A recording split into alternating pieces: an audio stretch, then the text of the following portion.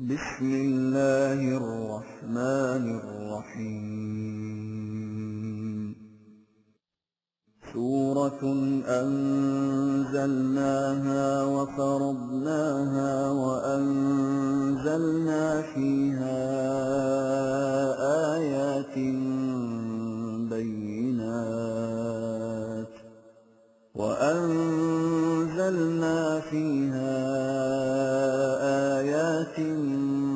بينات لعلكم تذكرون۔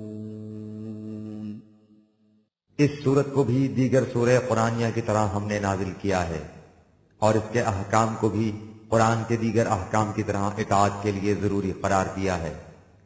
اس میں واضح احکام دیے گئے ہیں تاکہ تم اس حقیقت کو ہمیشہ اپنے سامنے رکھ سکو کہ وہ کون سے امور ہیں جن کی تعمیل ضروری ہے اور کون ایسے جن سے بچنا لازمی۔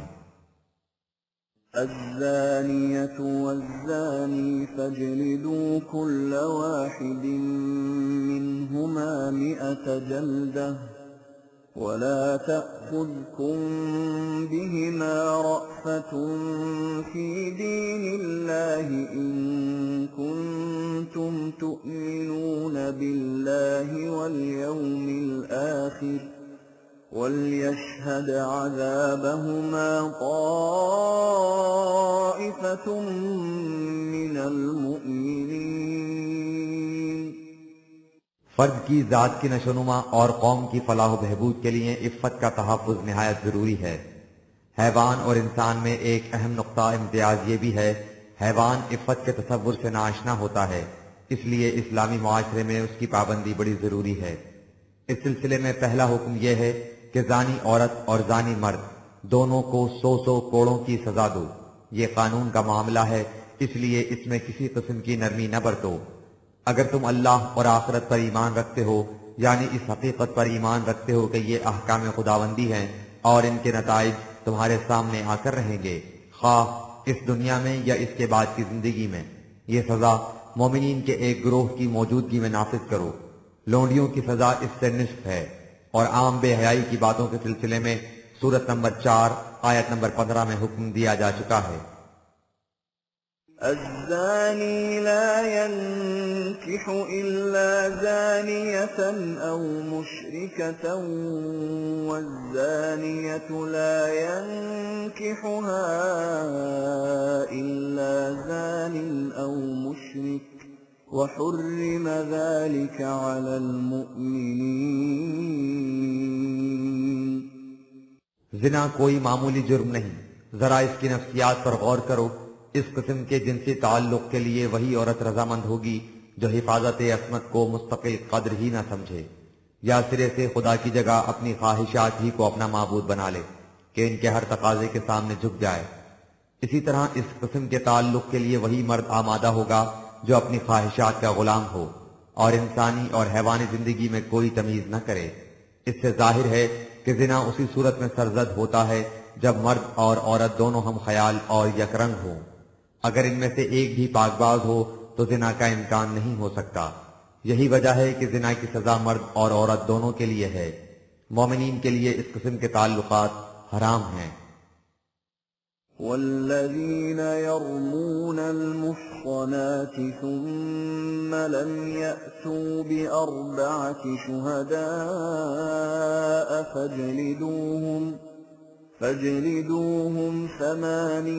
جلدة ولا تقبلوا لهم شهادة أبدا وأولئك هم الفاسقون۔ جب عصمت اس قدر متاع گراں بہا اور مستقل قدر ہے تو اس کی حفاظت کے لیے بڑی پختہ تدابیر کرنی چاہیے۔ اس سلسلے میں یہ حکم دیا جاتا ہے کہ جو لوگ پاک دامن عورتوں پر تہمت لگائیں اور اپنے دعوے کے ثبوت میں 4 گواہ نہ لائیں تو انہیں 80 کوڑے لگاؤ، اور اس کے بعد ایسے ساقط الاعتبار لوگوں کی دوسروں کے خلاف بے بنیاد الزامات لگائیں گواہی قبول نہ کرو، اور انہیں ان حقوق سے بھی محروم کر دو جو اسلامی مملکت کے شریف انسانوں کو حاصل ہوتے ہیں، اور اگر وہ اس پر بھی اس سے باز نہ آئیں تو انہیں اس سے بھی زیادہ سخت سزا دو، اس لیے کہ یہ لوگ صحیح راہ چھوڑ کر دوسری طرف نکل جاتے ہیں۔ إلا الذين تابوا من بعد ذلك وأصلحوا فإن الله غفور رحيم۔ ہاں اگر یہ لوگ اس کے بعد اپنی غلط روش سے باز آ جائیں اور اپنی اصلاح کر لیں تو پھر انہیں معاف کیا جا سکتا ہے، اس لیے کہ قانون خدا بندی میں توبہ و اصلاح کے بعد عفو اور درگزر کی گنجائش رکھ دی گئی ہے۔ اس سے اتفاقی مجرم سزا سے محفوظ بھی رہ سکتا ہے اور وہ سامان نشو و نما سے بھی محروم نہیں رہتا۔ والذين يرمون أزواجهم ولم يكن لهم شهداء إلا أنفسهم فشهادة أحدهم 4 شهادات بالله إنه لمن الصادقين۔ جو لوگ خود اپنی بیویوں کے خلاف تہمت لگائیں اور ان کے پاس سوائے اپنے آپ کے اور کوئی گواہ نہ ہو تو ایسے معاملے میں یوں فیصلہ کیا جائے کہ مرد 4 بار اللہ کو حاضر و ناظر جان کر گواہی دے کہ وہ سچ کہتا ہے۔ والخامسة أن لعنة الله عليه إن كان من الكاذبين۔ اور 5ویں بار یہ کہے کہ اگر میں نے جھوٹ بولا ہو تو مجھ پر خدا کی لعنت ہو، یعنی میں ان تمام حقوق و مفادات سے محروم کر دیا جاؤں جو مجھے مملکت خداوندی اسلامی حکومت کا شہری ہونے کی حیثیت سے حاصل ہیں۔ وَيَدْرَأُ عَنْهَا الْعَذَابَ أَن تَشْهَدَ 4 شَهَادَاتٍ بِاللَّهِ إِنَّهُ لَمِنَ الْكَاذِبِينَ۔ اس سے وہ عورت مجرم قرار پا جائے گی، لیکن اگر وہ اپنی مدافعت میں بھی اسی طرح خدا کو حاضر و ناظر جان کر گواہی دے کہ وہ مرد جھوٹ بولتا ہے۔ اور والخامسة أن غضب الله عليها إن كان من الصادقين۔ 5ویں مرتبہ کہے کہ اگر وہ سچا ہے تو مجھ پر اللہ کا غضب ہو، یعنی مجھے اس حلف دروغ گوئی کی سزا ملے تو اس سے وہ بری الذمہ ہو جائے گی۔ ولولا فضل الله عليكم ورحمته وأن الله تواب حكيم۔ اے جماعت مومنین، یہ خدا کا فضل اور اس کی رحمت ہے کہ اس نے اپنے قانون میں اس طرح عفو، درگزر اور نرمی کی گنجائش رکھ دی ہے۔ حقیقت یہ ہے کہ جو شخص اپنی خطا اور لغزش کے احساس کے بعد اپنی غلط روش کو چھوڑ کر قانون خداوندی کی طرف رجوع کرتا ہے تو وہ قانون اپنی تمام مراعات کو لیے اس سے بھی زیادہ تیزی کے ساتھ اس کی طرف رخ کرتا ہے، اور یہ چیز عین حکمت کے مطابق ہے۔ قانون سے مقصد فرد کی اصلاح اور معاشرے کی سلامتی ہے۔ اگر یہ مقصد عفو اور درگزر سے حاصل ہو سکتا ہے تو سزا بالضرور کیوں دی جائے۔ إن الذين جاءوا بالإفك عصبة منكم لا تحسبوه شرا لكم بل هو خير لكم لكل امرئ منهم ما اكتسب من الإثم والذي تولى كبره منهم له عذاب عظيم۔ ان احکام کی روشنی میں اس واقعے پر غور کرو جو تمہارے ہاں ہوا تھا۔ اس میں بعض لوگ جو تمہاری اپنی جماعت کے تھے خود اپنی جماعت کے دوسرے لوگوں کے خلاف جھوٹی تہمت تراش لائے تھے۔ انہوں نے اپنی طرف سے تو چاہا تھا کہ اس سے معاشرے میں سخت خرابی پیدا ہو جائے، لیکن تم ایسا خیال نہ کرو کہ اس سے واقعی کوئی خرابی پیدا ہوئی ہے، بلکہ یہ تو تمہارے لیے اچھا ہی ہوا کہ ایک ٹھوس مقدمہ سامنے آ گیا جس کا فیصلہ ان قوانین کی روح سے ہو گیا، اور ہر ایک کو معلوم ہو گیا کہ اس قسم کے واقعات میں افراد معاشرہ کو کیا کرنا چاہیے۔ اب ان مجرمین میں سے ہر ایک کو اپنے کیے کی سزا ملے گی، اور جو اس شرارت کا بانی مبانی ہے وہ اوروں سے بھی زیادہ سخت سزا کا مستوجب ہوگا۔ لولا إذ سمعتموه ظن المؤمنون والمؤمنات بأنفسهم خيرا وقالوا هذا إفك مبين. لیکن اس میں جہاں وہ لوگ قابل مواخذہ ہیں جنہوں نے یہ جھوٹی تہمت تراشی اور اس کی اس طرح تشہیر کی، وہاں تمہارے معاشرے کے دوسرے افراد بھی بری الذمہ قرار نہیں پا سکتے. ان افراد سے پوچھو کہ جب تم نے اس بات کو سنا تھا تو تم نے مومن مردوں اور مومن عورتوں کا سا طرز عمل کیوں نہ اختیار کیا، اور اپنے لوگوں کے متعلق جن کے خلاف یہ بات کہی جا رہی تھی حسن ظن سے کام کیوں نہ لیا. اس بات کے سننے پر تمہارا پہلا رد عمل یہ ہونا چاہیے تھا کہ ان لوگوں سے کہہ دیتے کہ یہ تو صریح تہمت نظر آتی ہے.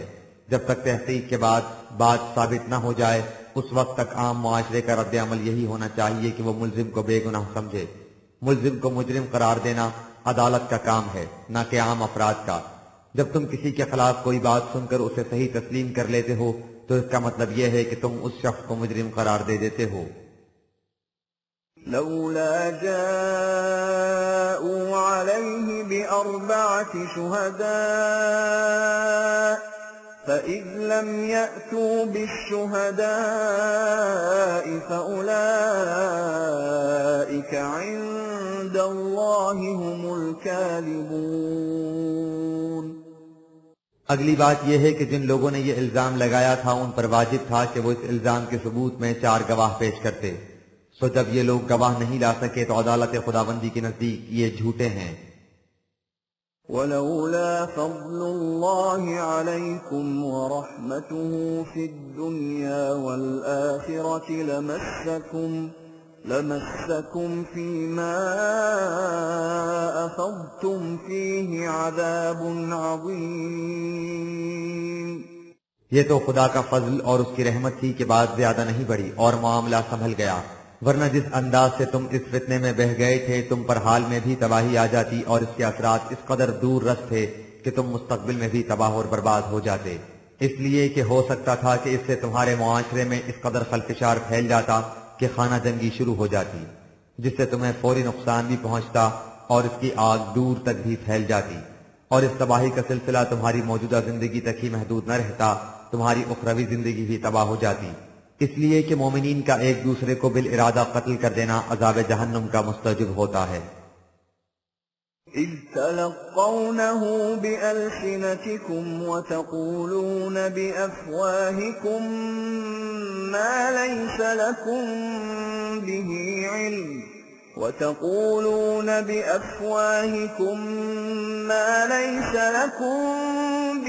علم وتحسبونه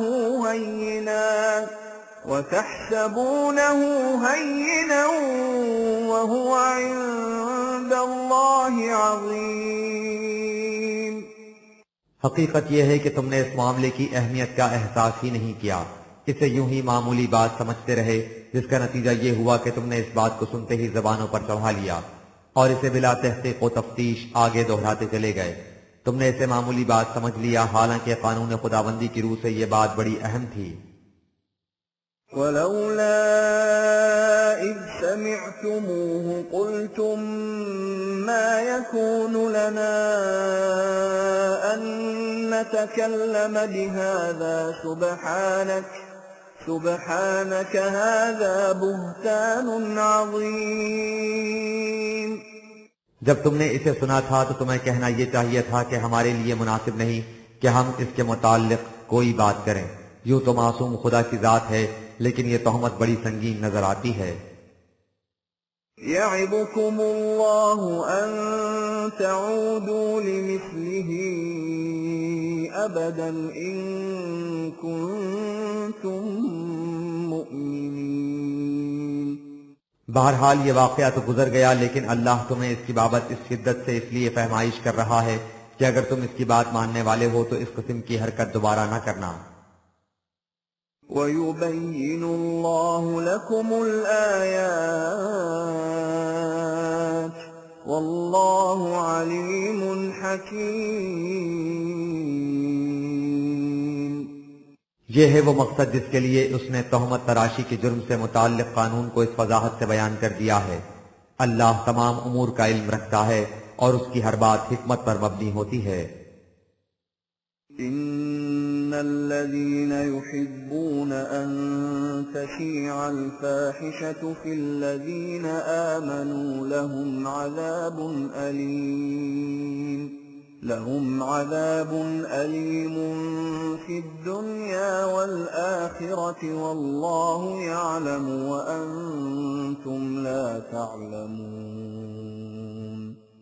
یاد رکھو جو لوگ چاہتے ہیں کہ جماعت مومنین کے اندر اس قسم کی بے حیائی کی باتیں پھیلائیں، انہیں اس زندگی میں بھی ازرو قانون سخت سزا ملے گی، اور آخرت کی زندگی میں بھی اللہ خوب جانتا ہے کہ اس قسم کی باتیں کس قدر تباہی کا موجب ہوتی ہیں، اور تم اس حقیقت کو نہیں جانتے۔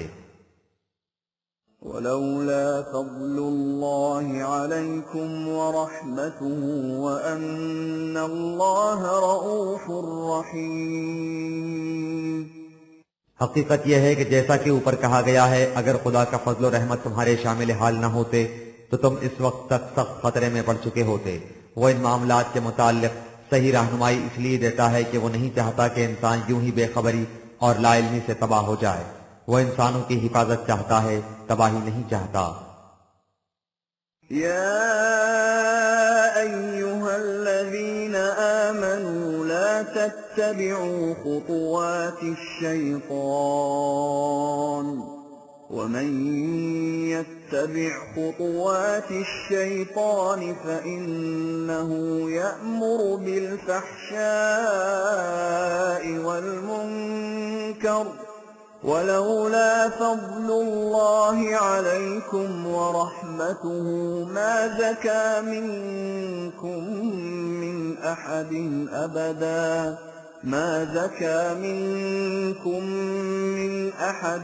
أبدا ولكن الله يزكي من يشاء والله سميع عليم۔ ایسے لوگ ہر جگہ ہوتے ہیں جو معاشرے میں فتنہ پھیلانا چاہتے ہیں۔ اے جماعت مومنین، تم اس قسم کے فتنہ پردازوں کی شیطنیت کے پیچھے مت چلو۔ جو کوئی ان کے پیچھے چلتا ہے یہ اس برائیوں کا سبق پڑھاتے اور بے حیائیوں کے لیے اکساتے رہتے ہیں۔ اس سے نہ صرف معاشرے میں فساد پھیلتا ہے بلکہ افراد کی صلاحیتوں کی نشوونما بھی رک جاتی ہے۔ حقیقت یہ ہے کہ اگر تم پر خدا کا فضل اور اس کی رحمت نہ ہوتی اور وہ تمہیں قرآن جیسا ضابطۂ حیات نہ دے دیتا تو تم میں سے کسی کی انسانی صلاحیتوں کی بھی نشوونما نہ ہو سکتی، اس لیے کہ انسانی نشوونما خدا کے قانون مشیت کے مطابق ہی ہو سکتی ہے، اس خدا کے قانون کے مطابق جو سب کچھ سنتا اور سب کچھ جانتا ہے۔ اور جب تمہیں اس کا علم ہی نہ ہوتا کہ اس باب میں خدا کا قانون کیا ہے تو تمہاری نشوونما کس طرح ہو سکتی؟ وَلَا يَأْتَلِ أُولُو الْفَضْلِ مِنكُمْ وَالسَّعَةِ أَن يُؤْتُوا أُولِي الْقُرْبَى وَالْمَسَاكِينَ وَالْمُهَاجِرِينَ فِي سَبِيلِ اللَّهِ وَلْيَعْفُوا وَلْيَصْفَحُوا أَلَا تُحِبُّونَ أَن يَغْفِرَ اللَّهُ لَكُمْ واللہ غفور رحیم۔ بہرحال اب یہ معاملہ رفع دفع ہو گیا ہے، تم بھی اسے رفع گزشت سمجھو اور اس کا کوئی اثر اپنے ہاں باقی نہ رہنے دو۔ ہم جانتے ہیں کہ جن لوگوں کو اس تہمت تراشی سے بالواسطہ یا بلا واسطہ تکلیف پہنچی ہے انہیں اس کا شدید احساس ہے، اور تہمت لگانے والوں کے خلاف ان کے دل میں غبار بھی ضرور ہوگا، لیکن جس معاملے کو خدا کی عدالت نے قصہ ماضی قرار دے دیا اس کے اثرات تمہارے دلوں سے بھی مٹ جانے چاہیے۔ لہذا ایسا نہیں ہونا چاہیے کہ تم میں سے جو صاحب وسعت و استطاعت اپنے اقربا اور مساکین اور مہاجرین کی امداد کرتے تھے اور ان میں سے کوئی بدقسمتی سے اس واقعے میں شامل تھا تو وہ اس کی مدد کرنے سے ہاتھ روک لیں اور قسمیں کھا لیں کہ ہم اس سے کوئی تعلق نہیں رکھیں گے۔ ایسا بالکل نہیں کرنا چاہیے، اس کے برعکس انہیں چاہیے کہ ایسے لوگوں سے درگزر کریں اور اس غبار کو پیچھے چھوڑ کر خود آگے بڑھ جائیں۔ اس بات پر ذرا اس زاویہ نگاہ سے غور کرو، تم سے بھی کبھی نہ کبھی کوئی لغزش ہو جاتی ہے، کیا اس لغزش کے بعد تم نہیں چاہتے کہ اس کے مضر اثرات سے خدا تمہاری حفاظت کر دے؟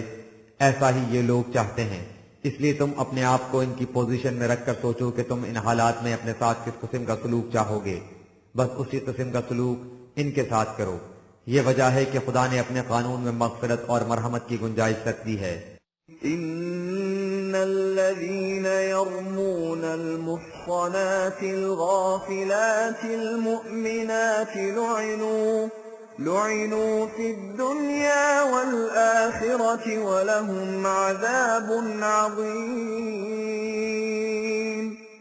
قانون کا معاملہ دوسرا ہے، وہ عدل کا مقتضی ہوتا ہے، لیکن انسانی تعلقات احسان بھی چاہتے ہیں. قانون کا فیصلہ یہی ہے کہ جو لوگ ایسی پاک دامن عورتوں کے خلاف جو بدکاری کے نام تک سے ناآشنا ہو تہمت تراشیں، انہیں اس سزا کے علاوہ جس کا ذکر پہلے کیا جا چکا ہے حقوق شہریت سے محروم کر دینا چاہیے، اور آخرت کی سزا اس کے علاوہ ہے. لیکن بائیں ہمائن سے جو سلوک ان کے انسان ہونے کی روح سے کیا جاتا تھا یہ اس سے محروم نہ کیے جائیں. مجرم بہرحال انسان تو رہتا ہے، اسے انسانی سلوک سے محروم نہیں کرنا چاہیے.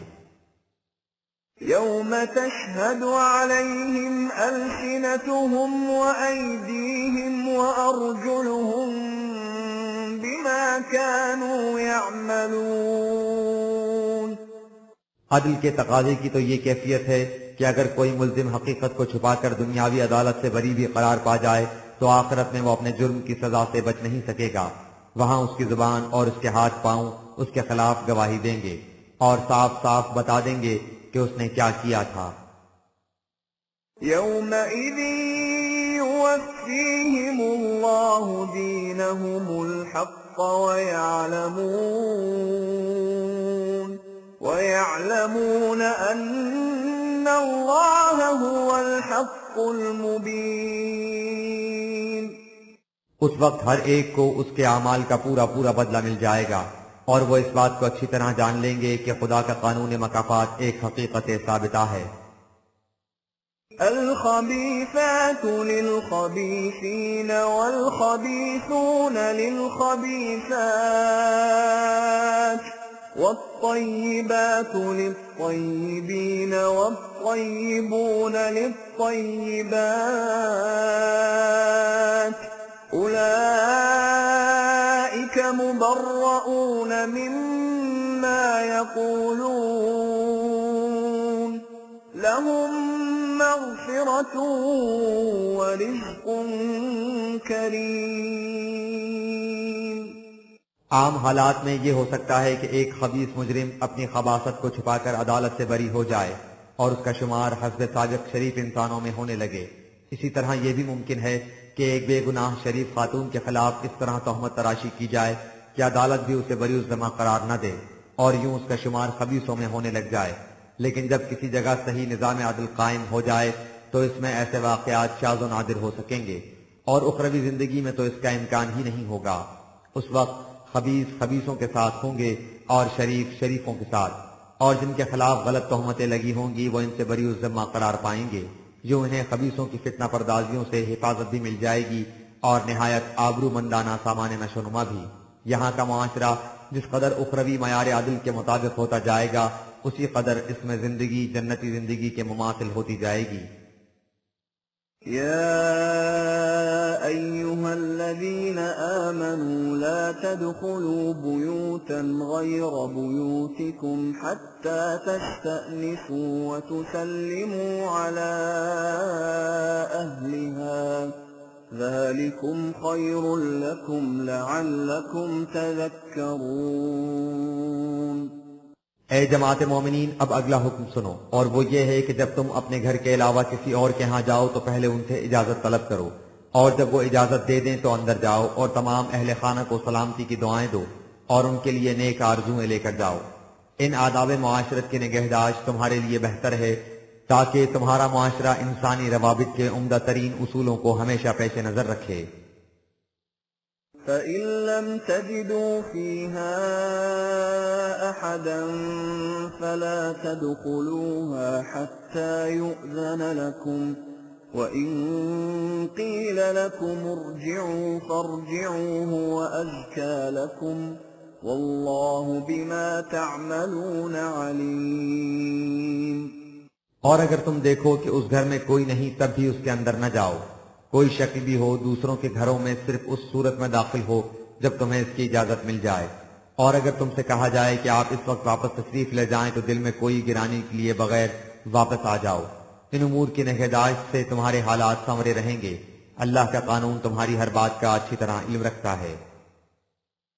ليس عليكم جناح أن تدخلوا بيوتا غير مسكونة فيها متاع لكم والله يعلم ما تبدون وما تكتمون.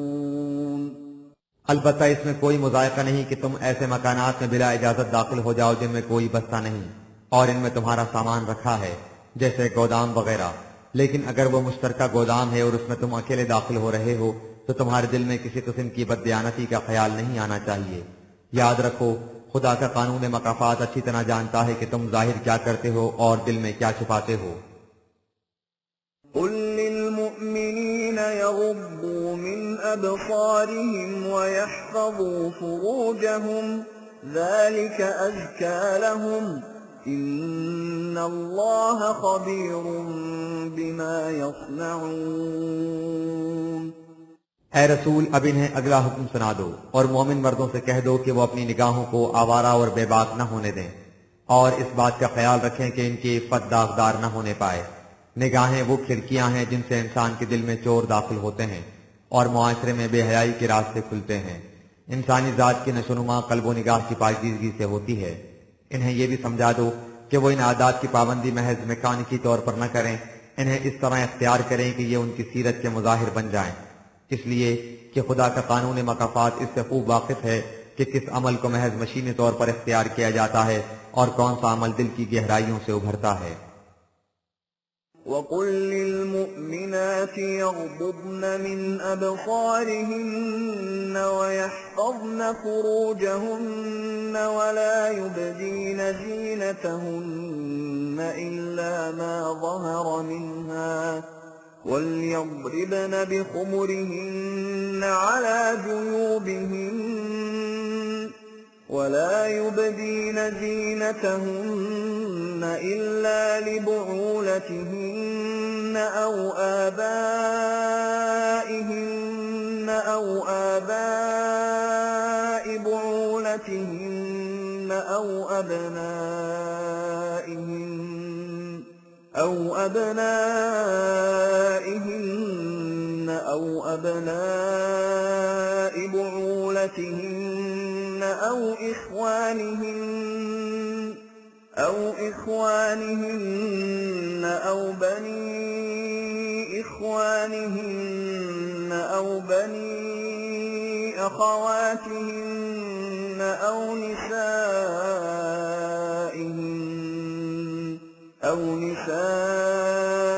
نسائهن أو ما ملكت أيمانهن أو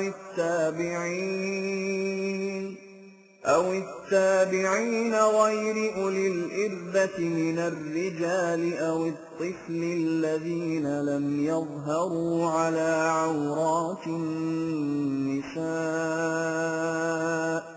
ولا يضربن بأرجلهن ليعلم ما يخفين من زينتهن وتوبوا إلى الله جميعا أيها المؤمنون لعلكم تفلحون. اسی طرح مومن عورتوں سے بھی کہہ دو کہ وہ اپنی نگاہوں کو آوارہ اور بے باک نہ ہونے دیں اور اپنی عفت کی پوری پوری حفاظت کریں. ان کے لیے یہ بھی ضروری ہے کہ اپنی زینت و آرائش کی چیزوں کو نمایاں نہ کریں. جس قدر وہ چلتے پھرتے از خود ظاہر ہو جائیں انہیں اتنا ہی ظاہر ہونے دیں، انہیں خود نمایاں نہ کریں. انہیں بالارادہ نمایاں کرنے کا مطلب یہ ہوگا کہ ان کے دل میں نمائش حسن کا جذبہ کروٹیں لے رہا ہے.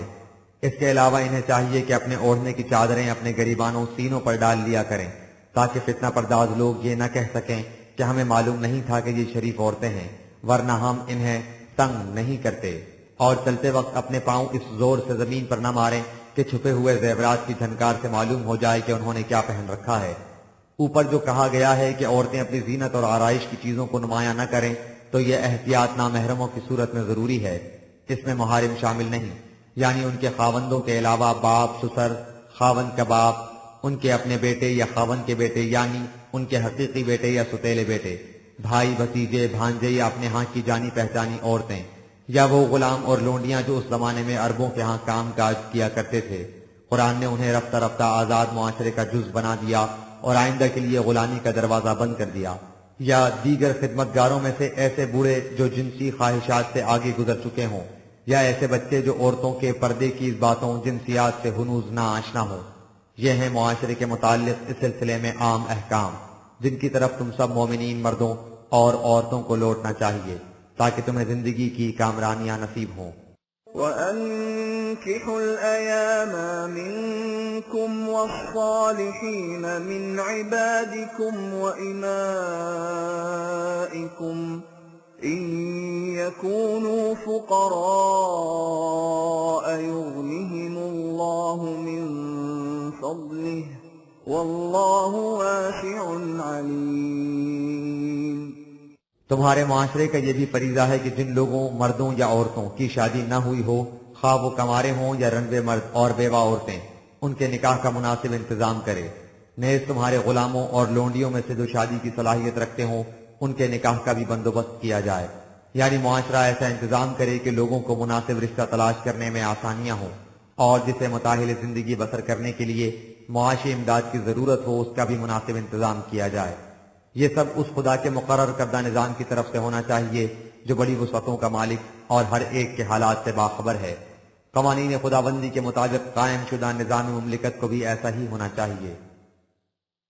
وَلْيَسْتَعْفِفِ الَّذِينَ لَا يَجِدُونَ نِكَاحًا حَتَّى يُغْنِيَهُمُ اللَّهُ مِنْ فَضْلِهِ وَالَّذِينَ يَبْتَغُونَ الْكِتَابَ مِمَّا مَلَكَتْ أَيْمَانُكُمْ فَكَاتِبُوهُمْ إِنْ عَلِمْتُمْ فِيهِمْ خَيْرًا وَآتُوهُمْ مِمَّا لِلَّهِ الَّذِي آتَاكُمْ وَلَا تُكْرِهُوا فَتَيَاتِكُمْ عَلَى الْبِغَاءِ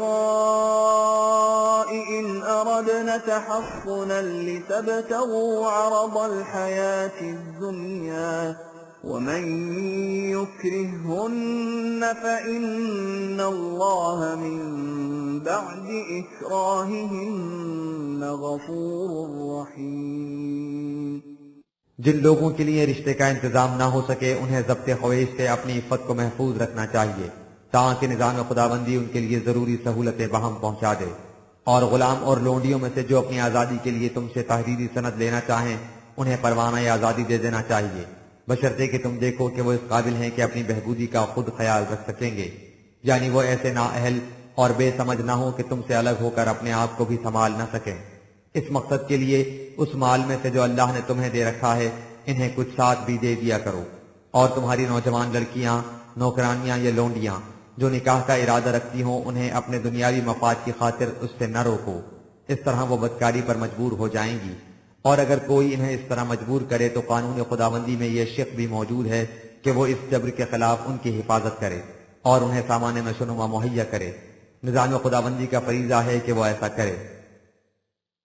وَلَقَدْ أَنزَلْنَا إِلَيْكُمْ آيَاتٍ مُبَيِّنَاتٍ وَمَثَلًا مِّنَ الَّذِينَ خَلَوْا مِن قَبْلِكُمْ وَمَوْعِظَةً لِّلْمُتَّقِينَ۔ ہم نے تمہاری طرف یہ احکامات نازل کر دیے ہیں جو نہایت واضح ہیں، اور ان کی تائید اور وضاحت کے سلسلے میں ہم نے اقوام گزشتہ کی تاریخی شہادتوں سے یہ بھی بتا دیا ہے کہ جو معاشرہ احکام خداوندی کی خلاف ورزی کرتا ہے اس کا انجام کیا ہوتا ہے، لہذا ہمارے یہ احکام اور ان کی تائید میں تاریخی شہادات ان لوگوں کے لیے جو زندگی کی تباہیوں سے بچنا چاہیں بلند اخلاقی اقدار کا کام دیتے ہیں۔ اللہ نور السماوات والأرض مثل نوره كمشكاة فيها مصباح المصباح في زجاجة الزجاجة كأنها كوكب دري يوقد من شجرة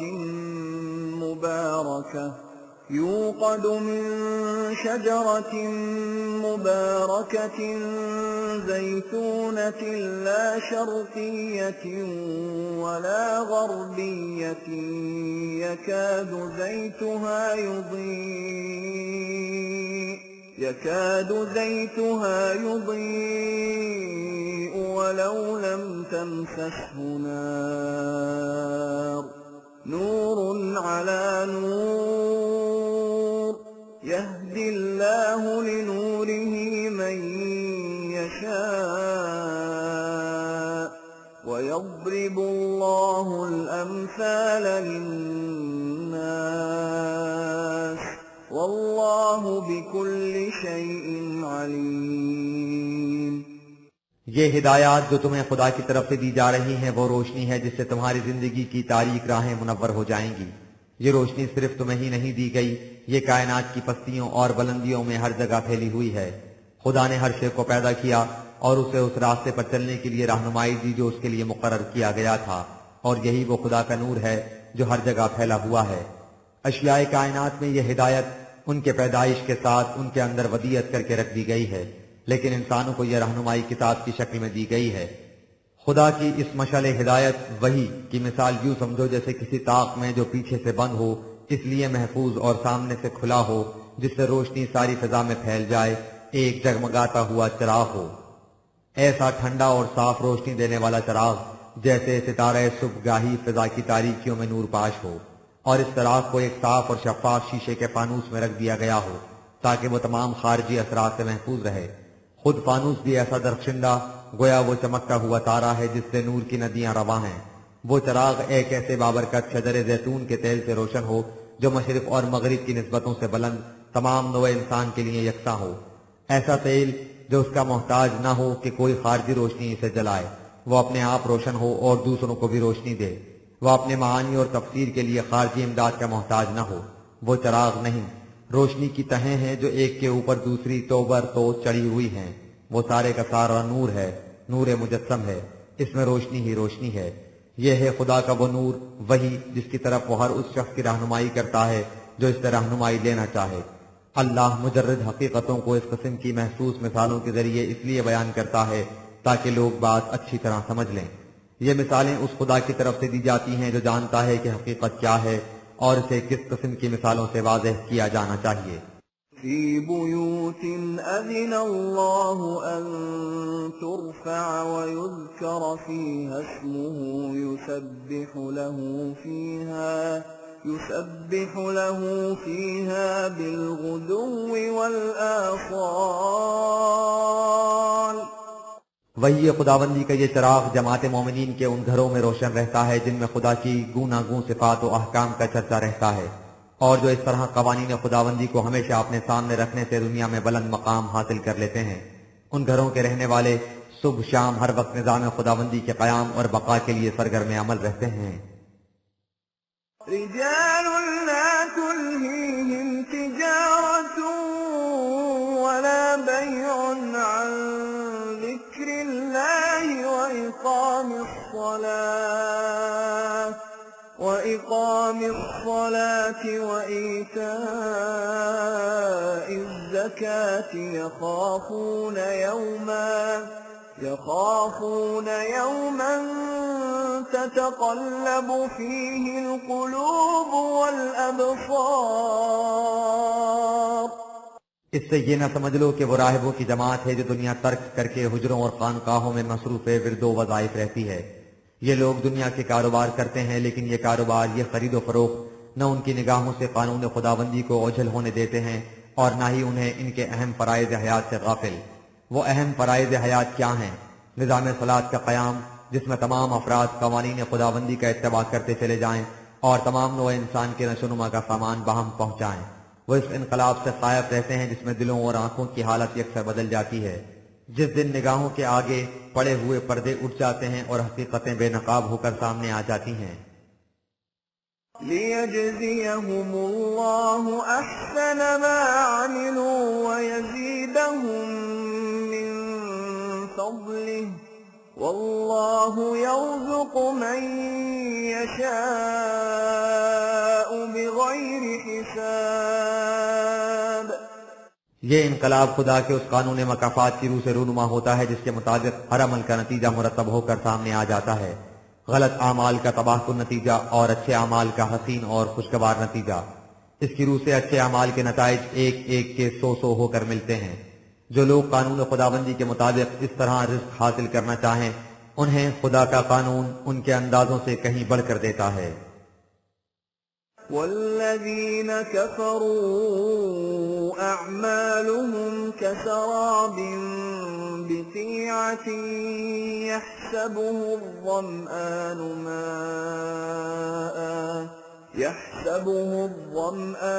ماء حتى إذا جاءه لم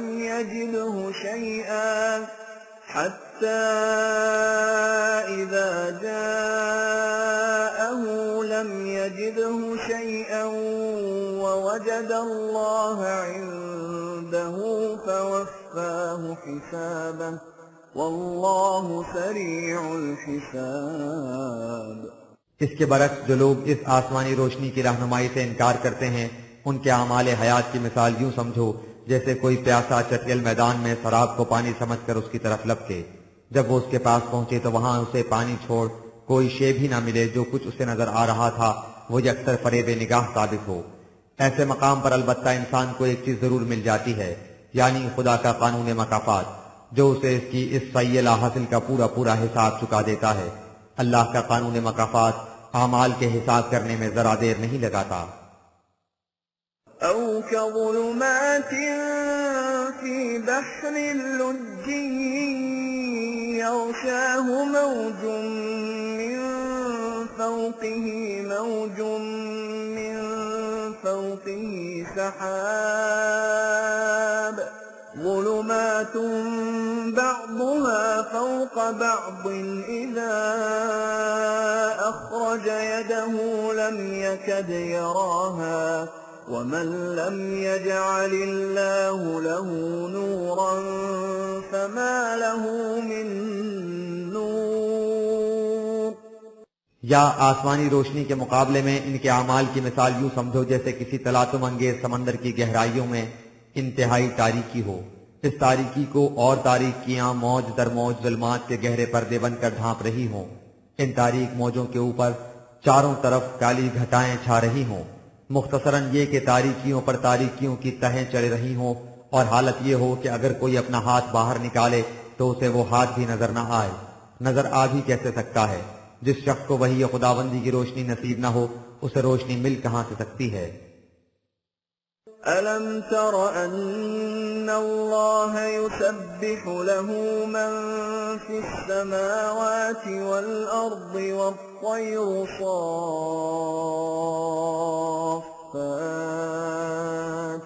كُلٌّ قَدْ عَلِمَ صَلَاتَهُ وَتَسْبِيحَهُ وَاللَّهُ عَلِيمٌ بِمَا يَفْعَلُونَ۔ یہ انسان ہی ہے جو اس قسم کی عالم تاب روشنی کے ہوتے ہوئے سخت تاریکیوں میں زندگی بسر کرتا ہے۔ کائنات کی اور کسی چیز کی یہ حالت نہیں۔ تم اگر غور کرو گے تو یہ حقیقت نکھر کر سامنے آ جائے گی کہ کائنات کی پستیوں اور بلندیوں میں جو شے بھی ہے اپنے اپنے فرائض کی سر انجام دہی میں پورے جوش و خروش اور جذب و انہماک سے سرگرم عمل ہے۔ ذرا ان پرندوں کو دیکھو کہ وہ کس طرح پر پھیلائے فضا کی پہنائیوں میں سینکڑوں ہزاروں میل دور نکل جاتے ہیں اور بغیر کسی راستے کے نشان کے اپنی اپنی منزل مقصود تک پہنچ جاتے ہیں اور اس میں کبھی غلطی نہیں کرتے۔ یہ اس لیے کہ کائنات کی ہر شے اپنے اپنے فریضہ زندگی صلات کو بھی جانتی ہے اور اپنے صحیح و عمل کے دائرے تسبیح کو بھی پہچانتی ہے۔ وہ جانتی ہے کہ اس کا فریضہ حیات کیا ہے اور اسے اس نے کس طرح سر انجام دینا ہے، چنانچہ وہ اس مقصد کے حصول کے لیے ہر وقت سرگرم عمل رہتی ہے۔ یہ سب خدا کے اس نور کی وجہ سے ہے جو کائنات میں ہر جگہ پھیلا ہوا ہے۔ یہی وہ روشنی ہے جس سے اشیاء کائنات اپنی اپنی منزلوں اور ان تک لے جانے والے راستوں سے واقف ہیں، اور خدا کو بھی اس کا علم ہوتا ہے کہ کون کیا کر رہا ہے۔ وَلِلَّهِ مُلْكُ السَّمَاوَاتِ وَالْأَرْضِ وَإِلَى اللَّهِ الْمَصِيرُ۔ یاد رکھو اس تمام کائنات میں حکمرانی صرف خدا کی ہے، اس میں اسی کا قانون کار فرما ہے اور ہر شے کا قدم اسی کی طرف اٹھ رہا ہے، کوئی شے اس کے قانون کے دائرے سے باہر نہیں نکل سکتی۔ ألم تر أن الله يزجي سحابا ثم يؤلف بينه ثم يجعله ركاما فترى الودق يخرج من خلاله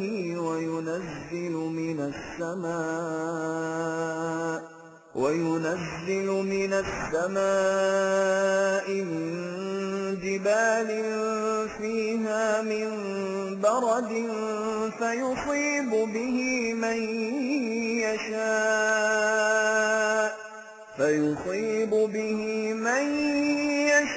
يشاء ويصرفه عن من يشاء يكاد سنا برقه يذهب بالأبصار. کیا تم بادلوں کو نہیں دیکھتے کہ وہ کس طرح قانون خداوندی کے مطابق آہستہ آہستہ دبے پاؤں ادھر ادھر چلتے رہتے ہیں، پھر ان کا ایک ٹکڑا دوسرے ٹکڑے میں اس طرح مدغم ہو جاتا ہے کہ دونوں ایک ہو جاتے ہیں. جب اس طرح ان کے تہ بر تہ ڈھیر لگ جاتے ہیں تو وہ بارش بن کر برسنے لگتے ہیں، اور یوں نظر آتا ہے گویا بارش کے قطرے ان کے اندر سے نکل کر زمین کی طرف آ رہے ہیں. یہی بادل جب پہاڑ کی چوٹیوں پر آتے ہیں تو وہاں برف بن کر جم جاتے ہیں. بعد ازاں یہی برف پانی بن کر بہ نکلتی ہے، اور جو شخص اس پانی سے فائدہ اٹھانا چاہے وہ اس تک پہنچ جاتا ہے، اور جو ایسا نہ چاہے اس سے پانی کا رخ دوسری طرف پھر جاتا ہے. پانی ہر ایک کے فائدے کے لیے ہے، لیکن اس سے وہی فائدہ اٹھا سکتا ہے جو قانون فطرت کے مطابق اس سے فائدہ حاصل کرنا چاہے. جو ایسا نہ کرے پانی اس سے منہ پھیر کر دوسری طرف چل دیتا ہے. بارش اور برف کے علاوہ انہی بادلوں سے بجلی کی سی تیز چمک پیدا ہوتی ہے جو نگاہ کو خیرہ کر دیتی ہے. يقلب الله الليل والنهار إن في ذلك لعبرة لأولي الأبصار. اسی خدا کا قانون دن اور رات کو گردش دیتا رہتا ہے کہ ایک کے بعد دوسرا آ جاتا ہے. ان آفاقی قوانین میں ارباب نظر کے لیے ایسا سامان بصیرت موجود ہے جس سے وہ خارجی کائنات سے آگے گزر کر خود انسانی معاشرے کی طرف آ سکتے ہیں اور سمجھ سکتے ہیں کہ جب انسانی معاشرہ قوانین خداوندی کے تابع چلے تو اس سے کس قدر خوشگوار نتائج مرتب ہو سکتے ہیں. والله خلق كل دابة من ماء فمنهم من يمشي على بطنه ومنهم من يمشي على رجلين ومنهم من يمشي على أربع يخلق الله ما يشاء إن الله على كل شيء قدير. اور اللہ نے اپنے اس قانون کے مطابق ہر جاندار کو پانی سے پیدا کیا، یعنی زندگی کا آغاز پانی سے کیا اور اس کی بقا کا انحصار بھی پانی پر ہے. پھر ان میں وہ بھی ہیں جو پیٹ کے بل رینگتے ہیں، بعض 2 پاؤں پر چلنے والے ہیں، بعض 4 پاؤں پر. اللہ اپنے قانون تخلیق کے مطابق جو چاہتا ہے پیدا کرتا رہتا ہے. اس نے ہر شے کے لیے اندازے اور پیمانے مقرر کر رکھے ہیں اور ان سب پر اسی کا کنٹرول ہے. لقد أنزلنا آيات مبينات والله يهدي من يشاء إلى صراط مستقيم. دیکھو ہم نے کس طرح ایسے قوانین نازل کیے ہیں جو ہر بات کو وضاحت سے بیان کر دیتے ہیں. سو جو شخص ان قوانین سے رہنمائی لینا چاہے یہ اس کی رہنمائی زندگی کی سیدھی اور متوازن راہ کی طرف کر دیتے ہیں. وَيَقُولُونَ آمَنَّا بِاللَّهِ وَبِالرَّسُولِ وَأَطَعْنَا ثُمَّ يَتَوَلَّى فَرِيقٌ مِّنْهُمْ مِّن بَعْدِ ذَلِكَ وَمَا أُولَئِكَ بِالْمُؤْمِنِينَ. یہ متوازن اور سیدھی راہ صرف ان لوگوں کو مل سکتی ہے جو ان قوانین کی صداقت پر دل سے یقین رکھیں اور پھر ان کے مطابق عمل کریں. لیکن بعض لوگ منافقین ایسے بھی ہیں جو زبان سے تو کہتے ہیں کہ ہم اللہ اور اس کے رسول پر ایمان لاتے ہیں اور ان کی اطاعت بھی کرتے ہیں، لیکن اس کے بعد ان کا ایک گروہ اس اطاعت سے روگردانی اختیار کر لیتا ہے، یہ در حقیقت مومن ہے ہی نہیں۔ وَإِذَا دُعُوا إِلَى اللَّهِ وَرَسُولِهِ لِيَحْكُمَ بَيْنَهُمْ إِذَا فَرِيقٌ مِّنْهُمْ مُعْرِضُونَ۔ اس کا عملی ثبوت یہ ہے کہ جب انہیں اس نظام کی طرف بلایا جاتا ہے جسے رسول نے خدا کے احکامات نافذ کرنے کے لیے متشکل کیا ہے تاکہ وہ ان کے متنازع فی معاملات کا فیصلہ کرے، تو وہ گروہ جس کی طرف اوپر اشارہ کیا گیا ہے اس سے اعراض برتتا ہے۔ وَإِن يَكُن لَّهُمُ الْحَقُّ يَأْتُوا إِلَيْهِ مُذْعِنِينَ۔ لیکن اگر انہیں معلوم ہو جائے کہ فیصلہ ان کے حق میں ہوگا تو وہ اس کی اطاعت کے لیے لپک کر آتے ہیں۔ أَفِي قُلُوبِهِم مَّرَضٌ أَمِ ارْتَابُوا أَمْ يَخَافُونَ أَن يَحِيفَ اللَّهُ عَلَيْهِمْ وَرَسُولُهُ بَلْ أُولَٰئِكَ هُمُ الظَّالِمُونَ۔ مخلص مومنین کے لیے ان کی یہ روش بڑی تعجب انگیز ہوگی، اور ان کے دل میں رہ رہ کر یہ سوالات پیدا ہوں گے کہ بالآخر ان لوگوں کو ہو کیا گیا ہے؟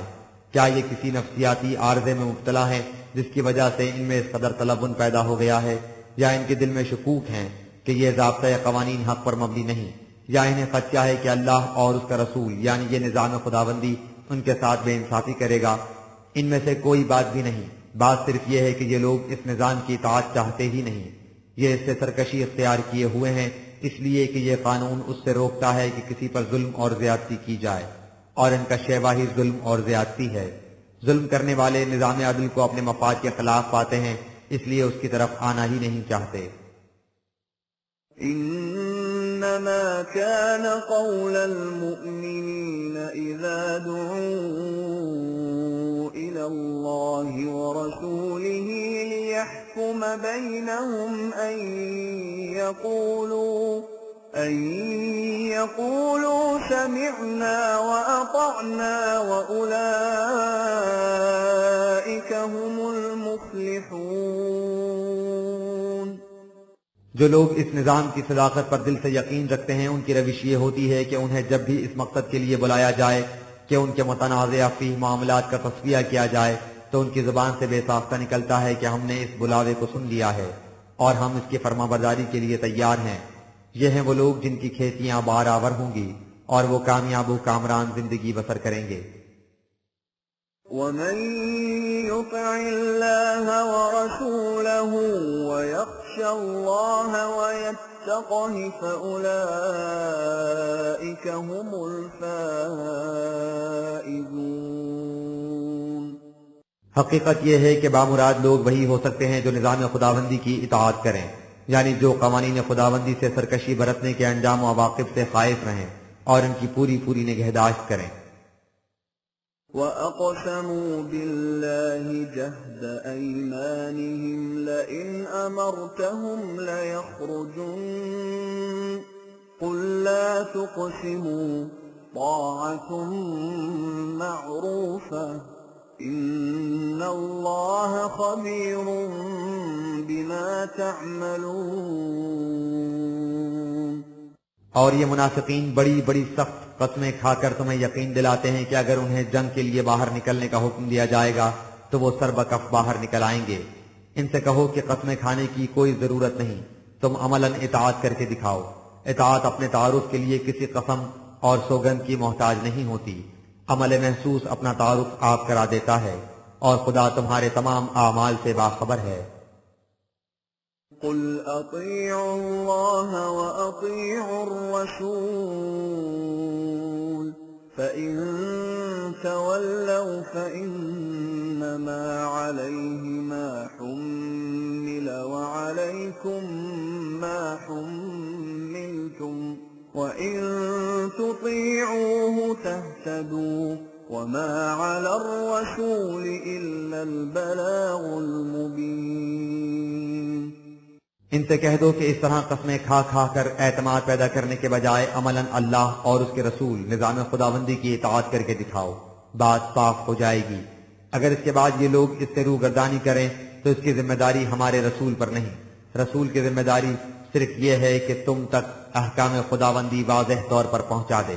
اس کے بعد تمہاری ذمہ داری ہے کہ تم اس کی اطاعت کرتے ہو یا نہیں۔ اگر تم اس کی اطاعت کرو گے تو تمہیں زندگی کے صحیح راستے کی طرف رہنمائی مل جائے گی، روگردانی کرو گے تو اس کا خمیازہ خود بھگتو گے۔ وعد الله الذين آمنوا منكم وعملوا الصالحات ليستخلفنهم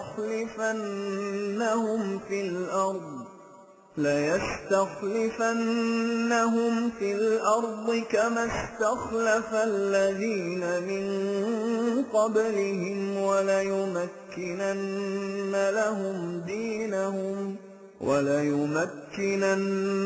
لهم دينهم الذي ارتضى لهم وليبدلنهم من بعد خوفهم أمنا يعبدونني لا يشركون بي شيئا ومن كفر بعد ذلك فأولئك هم الفاسقون۔ باقی رہا یہ کہ ان قوانین کی اطاعت سے ملے گا کیا، تو ہم نے ان لوگوں سے جو ان قوانین کی صداقت پر یقین رکھیں اور ہمارے متعین کردہ پروگرام کے مطابق صلاحیت بخش کام کریں، یہ وعدہ کر رکھا ہے کہ ہم انہیں اس زمین میں حکومت عطا کریں گے اور ان کی حکومت اس خطۂ ارض کو جنت میں تبدیل کر دے گی۔ یہ ہمارا ابدی قانون ہے جس کے مطابق ہم نے اقوام سابقہ کو بھی اسی قسم کی حکومت تمکن فی الارض عطا کی تھی۔ اسی قانون کے مطابق ہم نے ان کے ایمان اور اعمال کے نتیجے میں انہیں حکومت عطا کریں گے اور ان کے اس نظام زندگی کو مستحکم کر دیں گے جسے ہم نے ان کے لیے پسند کیا ہے۔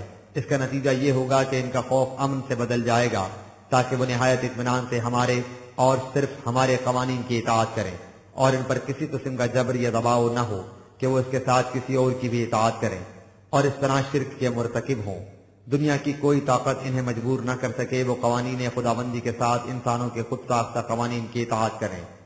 لیکن اسے اچھی طرح سن رکھو کہ یہ سلسلہ اس وقت تک قائم رہے گا جب تک یہ قوم ہمارے قوانین پر عمل پیرا رہے گی۔ جو لوگ ایسا نظام قائم ہو جانے کے بعد اس سے عملاً انکار کر دیں گے اور احکام خداوندی کے بجائے اپنے احکام نافذ کرنے لگ جائیں گے تو یہ لوگ اس شعرۂ حیات کو چھوڑ کر جو انہیں صحیح منزل کی طرف لیے جا رہی تھی اور راہوں کی طرف نکل جائیں گے اور اس لیے اس جنتی معاشرے کی برکتوں سے محروم ہو جائیں گے۔ یہ برکات ایمان و عمل کا نتیجہ تھیں، جب ایمان و عمل نہ رہا تو وہ برکات کیسے باقی رہیں گے؟ وَأَقِيمُوا الصَّلَاةَ وَآتُوا الزَّكَاةَ وَأَطِيعُوا الرَّسُولَ لَعَلَّكُمْ تُرْحَمُونَ۔ لہذا اگر تم چاہتے ہو کہ تمہیں اس قسم کا تمکن حاصل ہو جائے اور اس کے بعد یہ اسی طرح قائم رہے تو اس کے لیے نظام صلاۃ قائم کرو اور اپنے معاشرے کو ان خطوط پر متشکل کرو جن سے نوع انسان کو زیادہ سے زیادہ سامان نشو و نما ملتا جائے۔ یہ چیز انفرادی نہیں اجتماعی ہے، یہ سب کچھ ایک نظم و ضبط کے تابع ہوگا۔ اس کے لیے ضروری ہے کہ تم اپنے اجتماعی نظام کے مرکز رسول کی اطاعت کرو، اس کا نتیجہ یہ ہوگا کہ تم پر نوازشات خداوندی کی بارش ہوگی۔ یاد رکھو دین کے تمکن اسلامی زندگی بسر کرنے کی شکل ہی یہ ہے کہ حیات اجتماعیہ قرآنی خطوط پر متشکل کی جائے اور تمام افراد اس نظام کی اطاعت کریں۔ لا تحسبن الذين كفروا معجزين في الأرض ومأواهم النار ولبئس المصير۔ تم اس پروگرام پر بے غل و غش اور بلا خوف و خطر عمل پیرا ہوتے جاؤ اور اس کا وہم و گمان تک بھی نہ کرو کہ جو لوگ اس نظام کی مخالفت کرتے ہیں وہ اس پر غالب آ جائیں گے اور یوں ہمارے قانون کو دنیا میں بے بس کر کے رکھ دیں گے۔ قطعاً نہیں، ان کی تمام کوششیں جل کر راکھ کا ڈھیر بن جائیں گی اور ان کا انجام بہت برا ہوگا۔ يا أيها الذين آمنوا ليستأذنكم الذين ملكت أيمانكم والذين لم يبلغوا الحلم منكم ثلاث مرات من قبل صلاة الفجر وحين تضعون ثيابكم من الظهيرة ومن بعد صلاة العشاء 3 عورات لكم ليس عليكم ولا عليهم جناح بعدهن طوافون عليكم بعضكم على بعض كذلك يبين الله لكم الآيات والله عليم حكيم. ان تصریحات کے بعد پھر انہی معاشرتی ضوابط کی طرف آؤ جن کا ذکر پہلے کیا جا رہا تھا. گھروں کے اندر خلوت کا خیال رکھنا بھی ضروری ہے. تمہارے ملازم اور لڑکے بالے جو ابھی تک سن بلوغ کو نہ پہنچے ہوں کام کاج کے لیے تمہارے گھروں میں پھرتے پھراتے رہتے ہیں، اس میں کوئی مذائقہ نہیں. لیکن اگر وہ ان اوقات میں تمہارے پاس آنا چاہیں جب تم اپنے کمرے میں خلوت پرائیویسی میں ہو، مثلا صلاۃ الفجر سے پہلے، دوپہر کے وقت جب تم کپڑے اتار کر آرام کرتے ہو، اور صلاۃ العشاء کے بعد جب سونے کا وقت آ جاتا ہے، تو ان اوقات میں انہیں اجازت لے کر اندر آنا چاہیے. اس سے نہ تمہارے لیے کوئی وجہ پریشانی ہوگی نہ ان کے لیے. ان اوقات کے علاوہ وہ کام کاج کے لیے بلا اجازت اندر باہر آ جا سکتے ہیں. اس طرح اللہ تمہارے لیے اپنے احکام واضح طور پر بیان کر دیتا ہے، وہ احکام جو سراپا علم و حکمت پر مبنی ہیں. وَإِذَا بَلَغَ الْأَطْفَالُ مِنكُمُ الْحُلُمَ فَلْيَسْتَأْذِنُوا كَمَا اسْتَأْذَنَ الَّذِينَ مِن قَبْلِهِمْ كَذَلِكَ يُبَيِّنُ اللَّهُ لَكُمْ آيَاتِهِ وَاللَّهُ عَلِيمٌ حَكِيمٌ.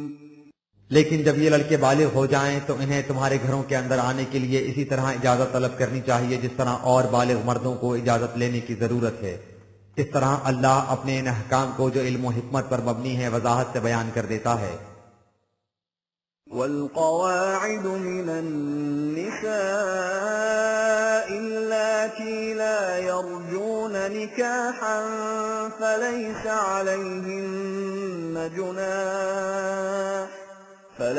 عليهن جناح أن يضعن ثيابهن غير متبرجات بزينة وأن يستعففن خير لهن والله سميع عليم.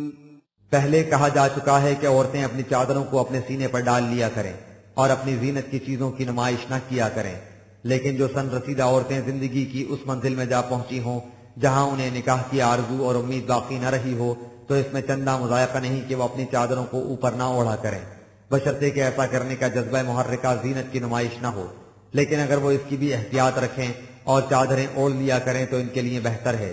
یاد رکھو اللہ ہر بات کا سننے والا اور ہر نیت کا جاننے والا ہے، اس لیے اس سے یہ باتیں پوشیدہ نہیں رہ سکتی کہ چادریں نہ اوڑھنے سے تمہاری نیت کیا ہے. نیت اظہار زینت کی ہے یا ضرورتاً ایسا کیا جا رہا ہے.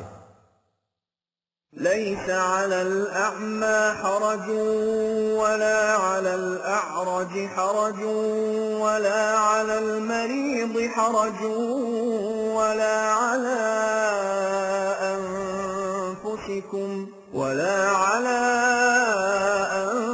أنفسكم أن تأكلوا من بيوتكم أو بيوت آبائكم أو بيوت أمهاتكم أو بيوت إخوانكم أو بيوت أخواتكم أو بيوت أعمامكم أو بيوت عماتكم أو بيوت أخوالكم أو بيوت خالاتكم أو ما ملكتم مفاتحه أو صديقكم ليس عليكم جناح أن تأكلوا جميعا أو أشتاتا فإذا دخلتم بيوتا فسلموا على أنفسكم منكم تحية من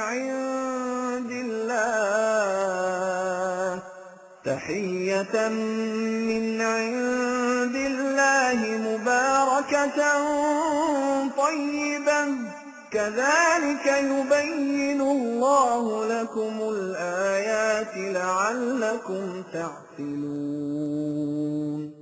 یہ جو ہم نے کہا ہے کہ دوسروں کے ہاں جانے کے لیے اہل خانہ سے اجازت لینی ضروری ہے، تو اس سے یہ خیال نہ گزرے کہ اس طرح آپس میں مغایرت پیدا ہو جائے گی اور اپنے قریبی عزیزوں کے گھر بھی غیروں کے گھر مستور ہونے لگیں گے۔ بالکل نہیں، پرائیویسی کا لحاظ رکھنا اور بات ہے، اور عزیزداری کے تعلقات قائم رکھنا اور بات۔ عزیزداری کے تعلقات کا مظاہرہ بالعموم اس سے ہوتا ہے کہ تم ان کے ہاں کھانا کھانے سے تکلف تو نہیں برتتے، اس باب میں کوئی مذائقہ نہیں کہ تم اپنے گھروں سے کھانا کھاؤ، یا عند ضرورت اپنے باپ دادا کے گھر سے، یا اپنی والدہ کے گھر سے، یا اپنے بھائی بہن چچا پھوپھی ماموں یا خالہ کے ہاں سے کھا لو، یا ان گھروں سے جن کا نظم و نسق تمہارے ہاتھ میں ہو، یا اپنے دوستوں کے گھر سے۔ اس سے یہ نہیں سمجھا جائے گا کہ تم معذور یا محتاج ہو، یہ باہمی تعلقات کا مظاہرہ ہے۔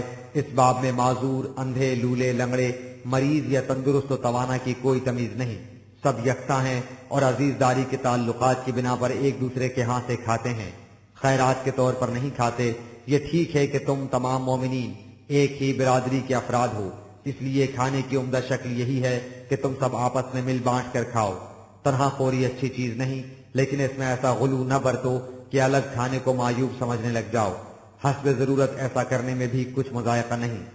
جیسا کہ پہلے کہا جا چکا ہے، جب تم دوسروں کے ہاں جاؤ تو اندر جانے کی اجازت دو، اور پھر اپنے ان لوگوں کے لیے سلامتی اور ایسی پاکیزہ زندگی کی آرزو کا اظہار کرو جو خدا کی طرف سے صد برکات کا موجب اور ہزار خوشگواریوں کا باعث ہو۔ اس طرح اللہ اپنے احکام واضح طور پر بیان کرتا ہے تاکہ تم ان کی روشنی میں عقل و فکر سے کام لے کر معاشرے میں رہو سہو۔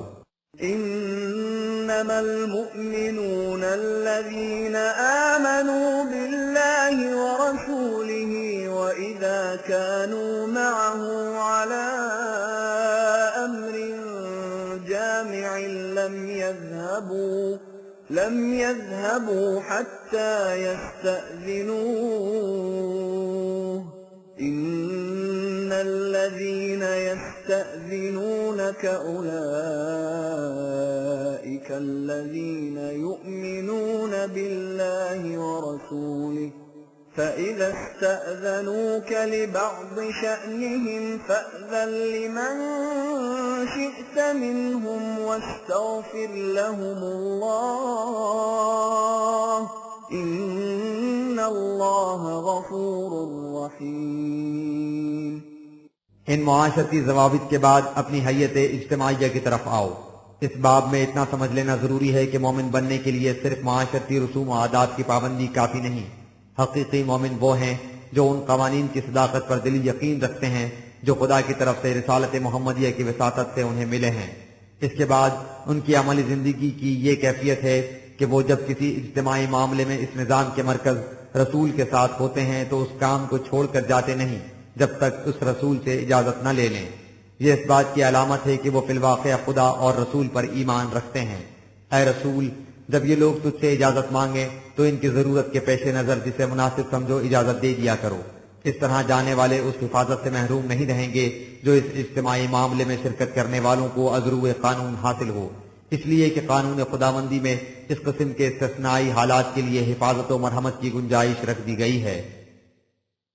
لا تجعلوا دعاء الرسول بينكم كدعاء بعضكم بعضا قد يعلم الله الذين يتسللون منكم لواذا فليحذر الذين يخالفون عن أمره أن تصيبهم فتنة أو يصيبهم عذاب أليم۔ یاد رکھو جب تمہارے پاس نظام خداوندی کے مرکز رسول کی طرف سے کوئی بلاوا پہنچے تو اس بلاوے کو اس قسم کا معمولی بلاوا نہ سمجھو جیسا تمہارا ایک دوسرے کو بلانا ہوتا ہے، نہ ہی یہ سمجھو کہ اگر تم چپکے سے کھسک جاؤ گے تو اس کا کسی کو پتہ نہیں چلے گا۔ اللہ ان تمام لوگوں سے باخبر ہے جو تم میں سے عدول حکمی کا پہلو لیے ہوئے چپکے سے کھسک جاتے ہیں۔ لہذا وہ لوگ جو اس طرح نظام خداوندی کے احکام کی خلاف ورزی کرتے ہیں انہیں اس بات سے محتاط رہنا چاہیے کہ وہ اس قسم کی روش سے کسی آفت میں مبتلا نہ ہو جائیں۔ ہو سکتا ہے کہ یہ آفت ایک بلائے عظیم بن کر ان کی تباہی کا موجب بن جائے۔ ألا إن لله ما في السماوات والأرض قد يعلم ما أنتم عليه ويوم يرجعون إليه فينبئهم بما عملوا والله بكل شيء عليم۔ یاد رکھو کائنات کی پستیوں اور بلندیوں میں جو کچھ ہے سب خدا کے قانون مکافات کو بروئے کار لانے کے لیے سرگرم عمل ہے۔ وہ جانتا ہے کہ تم کس روش پر چل رہے ہو۔ جب ظہور نتائج کا وقت آئے گا تو وہ بتا دے گا کہ تم کیا کیا کرتے تھے۔ کسی کا کوئی عمل بھی خدا کے علم سے باہر نہیں۔